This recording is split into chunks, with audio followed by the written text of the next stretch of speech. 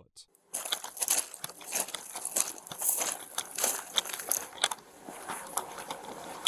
Hello. Hey there. How's it going? It's going good. I'm building the store right here. I'm just watching the store. Okay. Yeah. You got stuff in there then? Oh, yeah. Okay. I just locked it up. Okay. Do you have your driver's license with you? What do I need that for? So, I want to verify that you are supposed to be here. What kind of store are you guys working on? We're building a family deli. Okay. If you want, I can just open the door for you. Okay. Who's a good contact? I'm him. What do you mean, I'm him? I'm the guy. We are taught that the burden of proof rests entirely on the state. But on the dark night of September 5th, 2023 in Grand Junction, Colorado, we are going to watch an officer try to flip that fundamental constitutional principle completely upside down. So, do you have any paperwork or anything? I know you might have a key. You said you could lock it up or open it up and stuff like that. I just locked it up. I just got one out. But do you have like a contact number that I could verify, like who you're leasing the property from or anything like that? So I'm a little confused. Normally people don't have any problems identifying themselves. Well, because I know you're doing construction from here. You told me that that's Is that good. what it usually is? Nobody has any problem? So the other thing is it's after hours. It's kind of weird to have people, even construction workers, to be on site at this time of day. How can I verify that you are supposed to be here besides you having a key to that place? I guess just come here during the day. Well, I don't work daytimes. You don't want to give me a phone number, and you don't want to identify yourself to me. Well, it's not that I don't want to identify you. It's just that have I committed a crime? I don't know how So yes, it works. unless I can verify you are supposed to be here, then you are trespassing. Is that how that works? So you're on private property, yes, sir. I don't know how trespassing works. Yep. So if you're on private property, you're trespassing? That's the trespassing law? Yep. Really? Meet Bradley Conley. He is a contractor, resting in his own vehicle after a grueling shift. He was parked in the empty lot of the Monument Valley Shopping Center, a property vacant since 2015, but currently undergoing a massive construction overhaul. Do you mind if I step out? I don't want you. If you just want to hang tight, I have another officer coming, sure. so we'll just hang out and we'll wait and we'll just go through that. You don't have any weapons or anything in your vehicle? There's not one weapon Okay. in here. No. Okay. I mean you no ill will or no harm. And I don't mean any disrespect whatsoever, but you're not going to get my ID. I promise you that. I'm not committing a crime. I'm supposed to be here. So it'd probably be best if you just left me alone. Okay. Yeah. Okay. I'm sorry you feel that way. No, that's just the way it is. That's the law. What do you mean it would be best? You got your body camera? Absolutely. Okay, awesome. You'll be on YouTube, and it's not a big deal, but it is a big deal because if I haven't committed a crime, which I haven't, it's going to be best for you, your department, everything, as far as looks, if you just did the right thing, did your job. Would you mind, while I'm here, just keeping your hands where I can see them? Yeah, of course. Thank you, sir. That's why I asked you if you want me to step out. Okay. And like I said, we'll wait for my partner to get here and we'll go through all of that. What was your name? I'm Officer Tafoya, Your badge number? 17-8. That was very good. All right, Officer Dressel, so we're going to go around to the other side. This gentleman agreed. He's going to step out of his vehicle. He's refusing to identify himself. He said he's not going to identify himself. What I said was, and that it'd be best for us wanted to just make sure leave. that she was here alone. So Make sure that I do have an open container there. So. And he says he's not trespassing, so we'll go around and... Okay. Okay. So do me a favor, set the car off. Thank you. 3531 Oklahoma, okay? Conley wasn't a vagrant. He was the very man building the combined Dollar Tree and Family Dollar store right in front of him. He held absolute lawful authorization to be on that property after hours. But when Officer Tafoya of the Grand Junction Police Department spotted his isolated vehicle, she didn't see a tired, hard-working citizen. She saw a target. By parking her cruiser and stepping into the dark to approach him, she initiated an encounter that would quickly devolve into a masterclass on how not to police. You want to just detain him? Yeah. Come on Charles out. Paul Mary 496. I'm gonna put my shoes on if you don't mind. Well, just if you don't mind opening the door so I can at least see what's going on down there. Does that make sense? Sure. Yeah, I see the wrench and stuff, so. Yeah, all my tools are right inside that building too. Okay. Oh, you got a little partner there. Hey, Oh, buddy. yeah, she goes everywhere I go. Oh, young lady. And like I explained to her, I have no ill will, no weapons in the car, so. Okay. Is there a reason you don't want to identify yourself? I'm a constitutional right advocate first and foremost.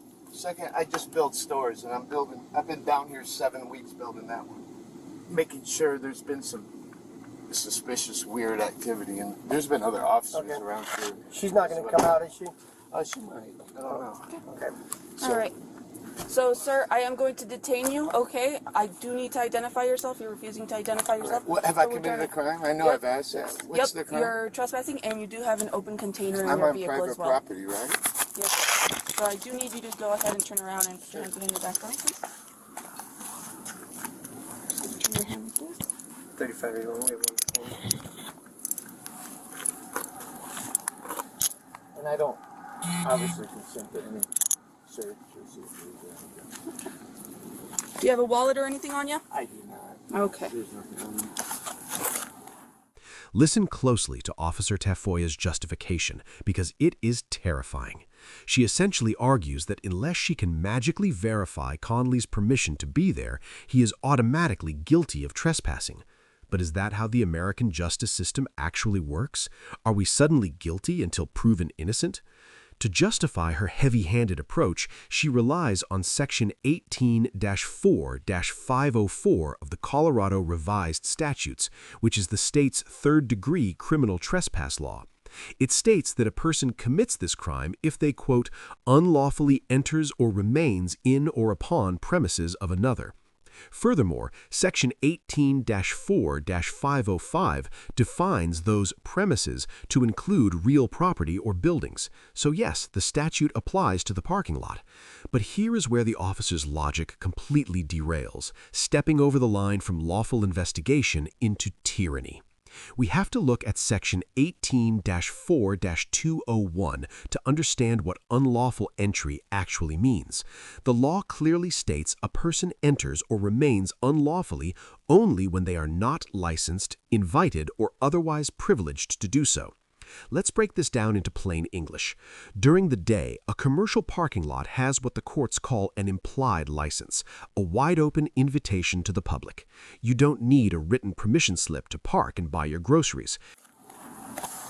And I know you said you've been previously contacted by law enforcement. Have you been contacted by law enforcement Here. at this address before? Well, yeah, they stopped by all the time. Not contacted, they just came through and seen how Oh, I was okay, doing okay. when I was working. Well, that's completely different, right? Yeah. Well, Okay. I don't- Was that daytime or nighttime? Nighttime Okay. and daytime, both.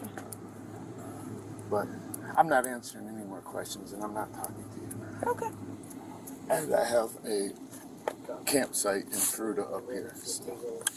So how could we mediate this I or don't know. mitigate this for I'm next not time? talking.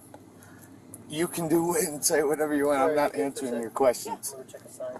So I would say probably in And the I'm future. trying to be respectful to you, but Well, it's kind of bullshit. rude if you're interrupting me, Well, isn't it's it? kind of rude that I'm in handcuffs Yeah. right now. You expect me to be happy? I'm not. The best thing that I told you before, the best thing you could do is just go about your way. I'm not breaking a law. Well, I'm sorry, I'm trying to Yeah. help you, but You're not helping me by handcuffing me. Are you can I kidding say me? something? No, I don't want to hear Okay. your bull. However, when the sun goes down and the business closes, that open invitation vanishes. At that point, an unconsented presence in the dark could technically be deemed a trespass, assuming the person has no other legal authority to be there. But, and this is a massive legal but, Conley was privileged to be there. Yet Officer Tafoya operates under a dangerously flawed paradigm. She attempts to shift the burden of proof entirely onto the citizen. She is demanding that a free man sitting peacefully in his vehicle must somehow manufacture proof of his innocence on the spot or face the devastating weight of an arrest. She is turning the justice system inside out. You do not have an obligation to prove your innocence to a badge on a fishing expedition. It is the officer's fundamental duty to secure actual evidence that you are committing a crime. Tonight, we are witnessing the birth of an unlawful detention, an officer casting a wide net in the dark, desperately hoping to catch a crime that simply doesn't exist. Okay. If you want to contact the owner of the property, go ahead. I can't tell you anything else. And yes, I know him personally. I'm building his 18,000 square foot. So how do I get a Dollar hold Tree. of the owner? I got his number. Okay. Do you? Can I get that from you? Hell no. Okay. Get it another way, or just take my word for it. Or if nobody's made a complaint that I'm trespassing, go along your way. But I know one thing, you have about, what, 20 minutes? And either way, it doesn't matter to me because I've litigated before. So whose car is this? Sir, I don't answer questions. Well, it's not yours. You're not the registered owner. I don't answer questions, sir. Okay, so I haven't committed a crime. yeah, you have. What crime? You're in a parking lot of a closed business. Not a crime, Nothing's sir. open. Not a crime. And you are trespassing. Trespassing, that's not Absolutely. how it works, sir. It's Yeah, not. it's- With all due respect, Go ahead. that's not how it works. Trespassing, you got to be asked to leave if you are, and if given the opportunity to actually leave. And you should know this. So a reasonable person that May I says, have your name and badge? yeah, absolutely, I'll even give you a business card.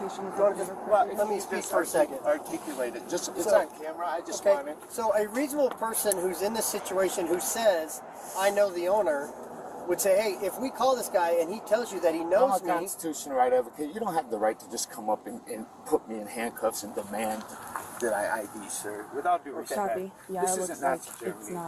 not. you're absolutely right, it's not. And a reasonable person in a situation like this can I who have your says, name and yeah, my badge? name is Officer Dressel, Officer, 2017. if you could get a supervisor out here, that'd be awesome. So, yeah, we'll work on that. Okay, thank you.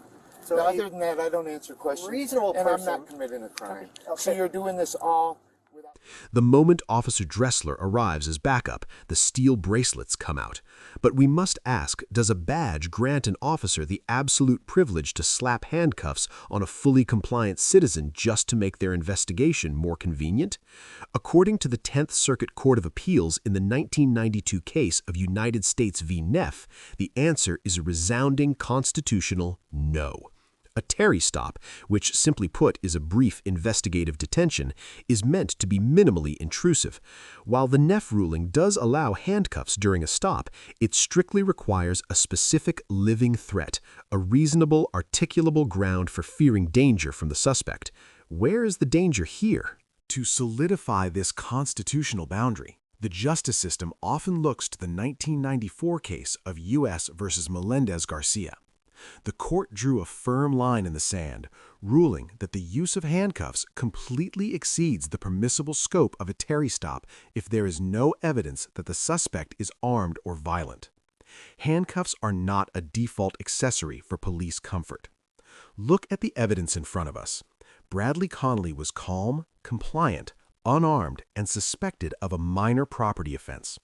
By shackling a nonviolent man who made zero attempts to flee, this officer didn't just detain him, she escalated the encounter into what the courts call a de facto arrest.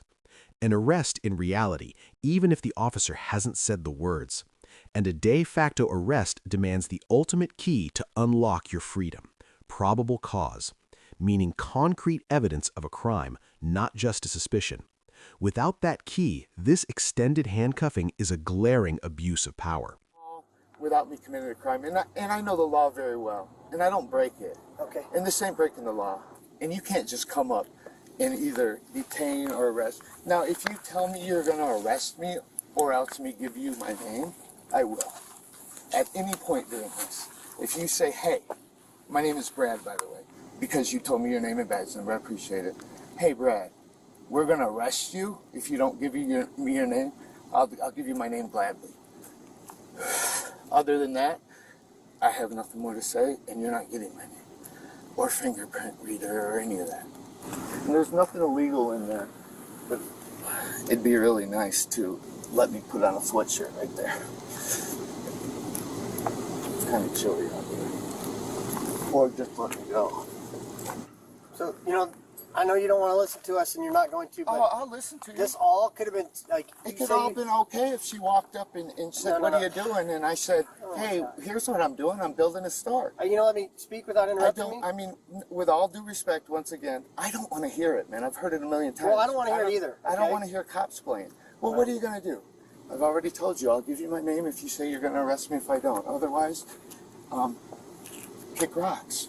And I'm not trying to be disrespectful, but you're violating my rights right now. I've said it several times. I'm saying it again. I haven't broken a law, and you can't tell me a law except I'm trespassing, which I'm absolutely 100% not.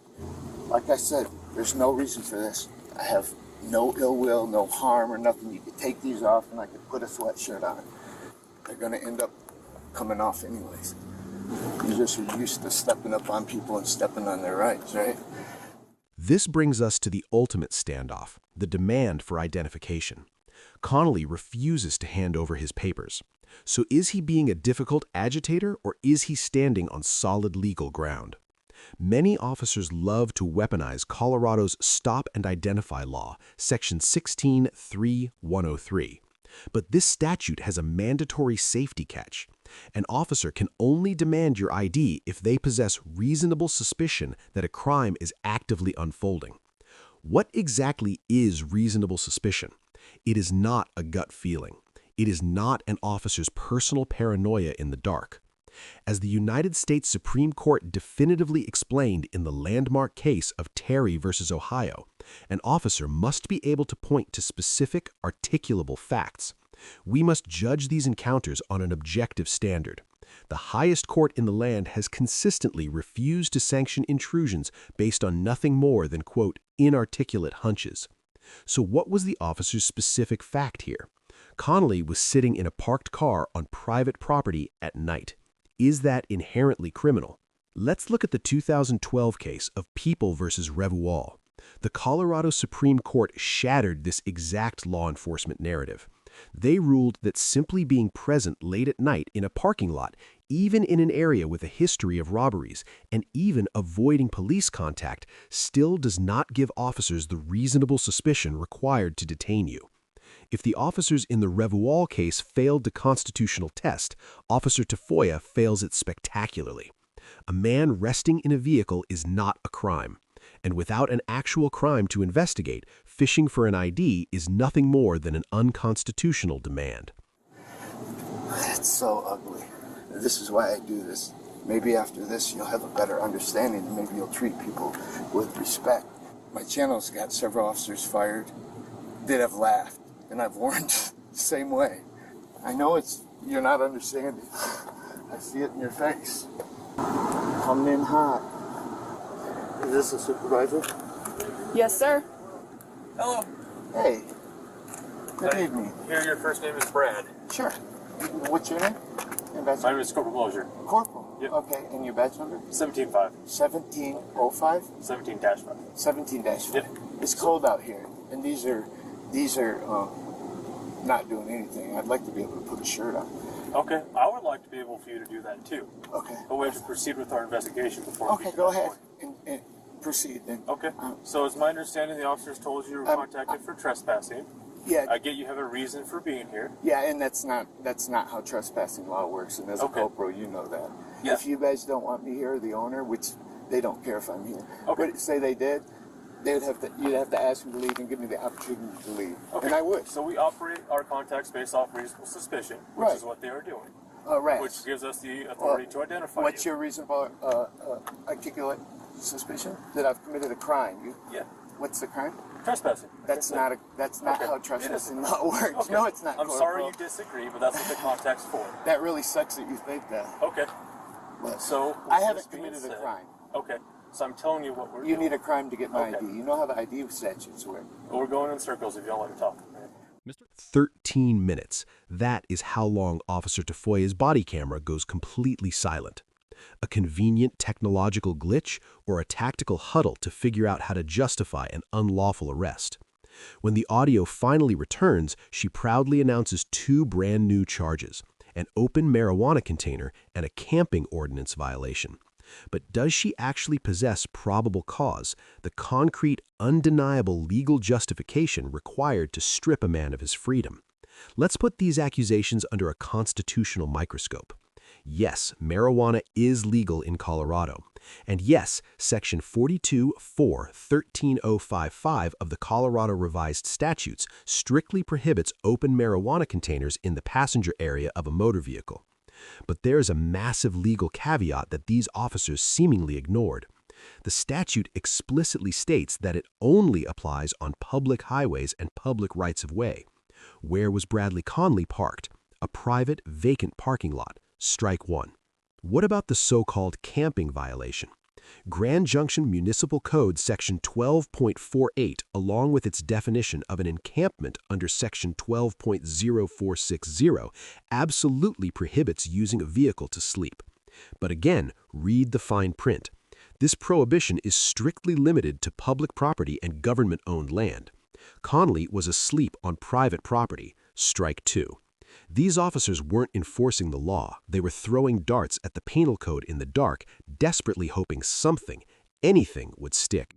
Well, I don't really care. So it's been explained I'm to you. not You're trying to outside. be a jerk. If you know the owners and they're letting you stay here, Right. let me call them to confirm. Go ahead. I'm What's not their- giving you any okay. number. It's 2 in the morning. If you want, the So only go thing ahead, I will but do. I can't call them. I The don't only understand thing I what's will going do on. for you is I will open that building. I have the codes. I'm the GC here. Okay. I'm not doing Just it. because you have access to the building doesn't mean you have authority to be here after hours. Okay, well, or you can we can wait here until 7 a.m. when the superintendent gets here. Right. Right and now, this you isn't are the one reasonable. I'm not doing prolonging the anything. stop. I'm not doing anything wrong. No, And right because now, you guys could get in you your are the car one and leave. prolonging the stop. You could let me go, which is the right thing. That's what right now Once you're we violating my identify you, rights that by very well having me may in be. here and having me out here, and I haven't committed a crime. What the happens? only way that you are getting my ID is if you tell me, Brad, I'm going to arrest you if you don't give it to me. If you say that, I'll give you my ID. Otherwise, I'm going to tell you right now, this isn't working out for you guys. I haven't committed a crime. I'm not in the middle of a crime. You know how RAS works. You're not stupid. You would think that you would know, especially you as a corporal, the law on IDing. Okay. And if you Well, don't, let that me sucks. ask you this real quick, sir. So this little device I brought out is a fingerprint scanner. Yeah, I'm not touching it. It's Okay, fingerprints. that was my next question. Yeah. I was asking you to comply with that. No, I'm not complying with anything with my ID. Give me your papers. Give me your papers. I'll tell you what. There is another way to get my ID. What is Show it? me your ID. I don't care about I'm not that. under suspicion of a crime right now. And neither am I. I haven't committed a trespassing. no. Okay. That's not how trespassing You want to works. stay with him? If you ask We'll go me, do another avenue. if you ask me, We'll be right back, Brad. See what Officer Dressel. So, when the drug and camping charges legally fall apart, what is left? The ultimate fallback: trespassing. Officer Tafoya informs Conley that the property owner wants to press charges. But here is the absurd geographic twist of the night. While Conley was parked directly in front of the dollar store he was hired to build, that specific patch of asphalt technically belonged to the Life Community Church right next door. According to the official police report, Corporal Moser reached out to a church representative while Conley sat in handcuffs, who then agreed to pursue the trespassing charges. An invisible property line in an empty, undivided parking lot, weaponized to salvage a botched police encounter. After dragging a working man through the mud, the officers issue citations for third-degree trespassing and the imaginary marijuana offense, and just let him walk away. But the justice system has a very long memory. Thanks to the digital footprint left on the internet and the subsequent legal battle, the true verdict has been revealed. Armed with legal counsel, Conley watched as a judge inevitably dismissed both of these absurd charges. The endgame? A pending federal civil rights lawsuit against the very officers who swore to protect him. If we are handing out grades for this encounter, Officer Tafoya, Officer Dressler, and Corporal Moser earn a resounding, catastrophic F. Why? Because they detained a citizen without a single shred of reasonable suspicion. They escalated a casual encounter into an unlawful de facto arrest, slapping handcuffs on a man who posed zero safety threat and showed zero signs of fleeing. They demonstrated a chilling deficiency of knowledge regarding both constitutional law and basic Colorado criminal statutes. And worst of all, they operated under the tyrannical delusion that a free citizen must prove his innocence rather than the state carrying the burden to prove his guilt. So we are being advised that the parking lot we're on actually has been recently developed and belongs to the church right over there. So we're getting in contact with the church owners and see if they wish to pursue any trespassing charges. The other thing too is I also have probable cause for an open marijuana container in your vehicle. And we do have a city ordinance. There's marijuana in my We have a city ordinance that does not allow camping on city property or within city limits. I'm not camping. So I would like to let you know that I do have probable cause for at least 2 of those 3 charges once we get a hold of the owner. Not true. If they choose to pursue trespassing charges, I can charge you with that as well. You can trespass At this me and time, I would like to leave it up to you whether you would like to identify yourself. Like to be let go and you go on your way. That's the only thing. Are you willing to identify yourself? There is no other answer except no. Well, I will be charging you with open container. You're going to charge me with open container. Do you have your driver's license on you or is it in your vehicle? So am I under arrest? Yes. I am under arrest? Yes. Okay. It's right there in my door. And what is your first name, sir? Bradley. B-R-A-D-L-E-Y. I still haven't committed a crime. And what is your middle name? My last name is Conley. What is your middle name? C-O-N-L-E-Y. What is your middle name? Middle initial is W. Copy. Would he like to pursue trespassing charges? You're Copy. trespassing. Thank you. So we're going to walk over to my patrol vehicle and just walk forward. As for Bradley Conley, he earns a solid A-. Was he a bit confused about the exact nuances of Colorado trespassing law? Yes. Could he have wielded his Fifth Amendment right to remain silent a little more effectively? Absolutely. But in the face of armed, aggressive ignorance, he remained remarkably calm. Can I call someone to come get my dog? Yeah, we'll get to that here in a minute. All right, and before I put you in there, I do have to search you. Do you have anything on you that's going to poke me, stick me? Nope. And I don't. No needles, nothing like that? No. Okay. Well, you're in custody, so you don't have to consent. I'm going in the front? Nope.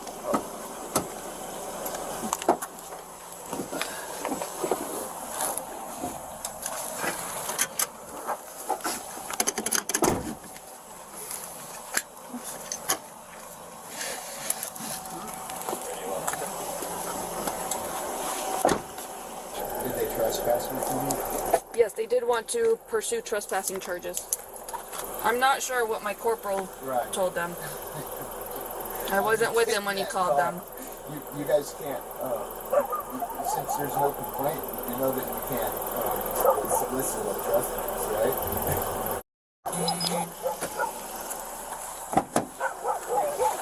I got it. Get it open?